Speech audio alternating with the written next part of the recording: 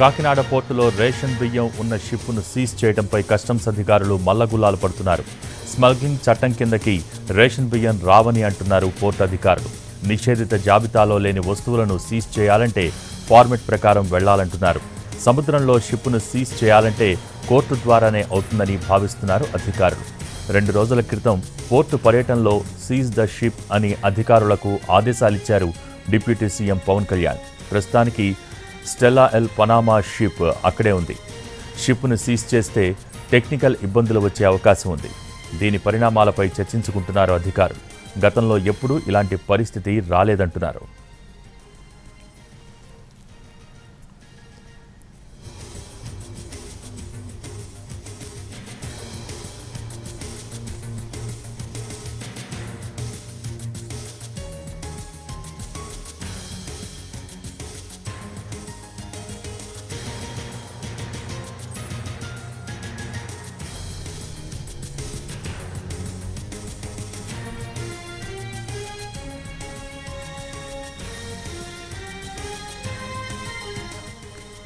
కాకినాడ పోర్టులో రేషన్ బియ్యం ఉన్న షిప్ను సీజ్ చేయడంపై కస్టమ్స్ అధికారులు మల్లగుల్లాలు పడుతున్నారు.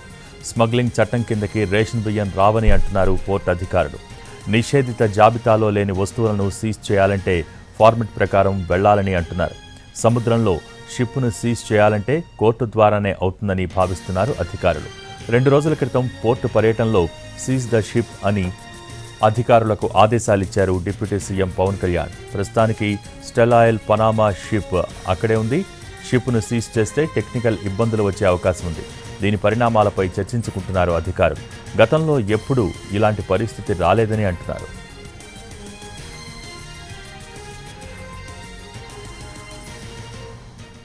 దీనికి సంబంధించి మరింత సమాచారం కాకినాడ నుంచి మా ప్రతినిధి సాయి సుధీర్ అందిస్తారు.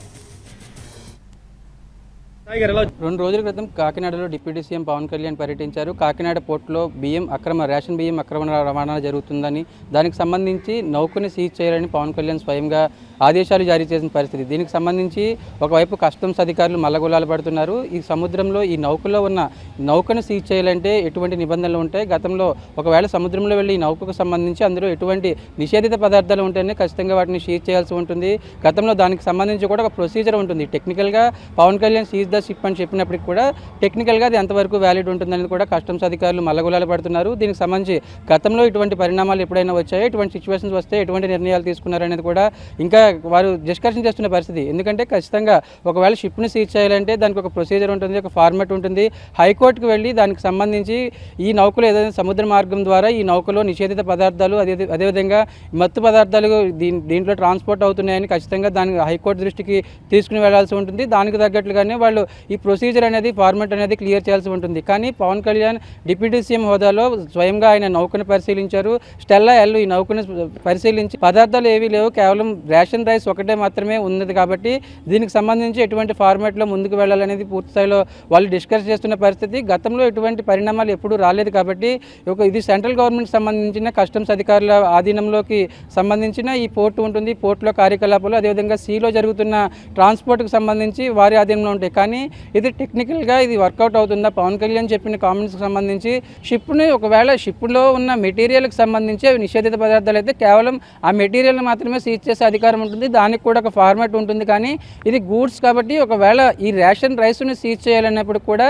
రేషన్ రైస్కి సంబంధించి కేవలం రైస్నే సీజ్ చేయాలి. అయినా రేషన్ రైస్ నిషేధిత పదార్థాలు కాదు. వారికి దానికి సంబంధించి డాక్యుమెంట్స్ ఉన్నాయా లేదా అనేది పూర్తి స్థాయిలో వెరిఫికేషన్ సంబంధించి ఆ రేషన్ రైస్ ఎక్కడి నుంచి తీసుకువచ్చారు, ఎక్కడికి తీసుకువెళ్తున్నారు పూర్తి స్థాయిలో వెరిఫికేషన్ చేసిన తర్వాత దానిపై ఒక నిర్ణయం తీసుకోవాల్సి ఉంటుంది. కానీ షిప్ని సీజ్ చేసే అధికారం ఈ స్టెల్లా ఎల్ అనే షిప్ని సీజ్ చేసే అధికారం తమకు ఉంటుందా లేదా, ఇంతకు ముందు పరిణామాలు ఏ విధంగా ఉన్నాయి, ఒకవేళ తాము షిప్ని సీజ్ చేసే అధికారం ఉంటే అవతల వైపు వారు ఏ విధంగా కౌంటర్ వేస్తారనేది కూడా కస్టమ్స్ అధికారులు మల్లగుల్లాలు పడుతున్న పరిస్థితి. పవన్ కళ్యాణ్ ఇచ్చిన ఆదేశాలను అది ఇంప్లిమెంట్ చేసిన పరిస్థితి ప్రస్తుతానికి ఎక్కడ కనిపించడం లేదు. ఎందుకంటే టెక్నికల్గా కస్టమ్స్ అధికారులకు తర్వాత ఇబ్బంది వచ్చే అవకాశం ఉంది కాబట్టి దీనికి సంబంధించి ఇటు షిప్ను సీజ్ చేసే అధికారం తమకు లేదని చెప్తూనే సాంకేతిక పరంగా ఎటువంటి నిర్ణయం తీసుకోవాలి, కోర్టు పరంగా కోర్టు గైడెన్స్ ఇస్తే వారు దానికి సంబంధించి ఎటువంటి ఇంప్లిమెంట్ చేయాల్సి ఉంటుందని కూడా కస్టమ్స్ అధికారులు డిస్కస్ చేసిన పరిస్థితి. ప్రకాష్ తో సాయి సుధీర్ ఎన్టీవీ కాకినాడ నుంచి.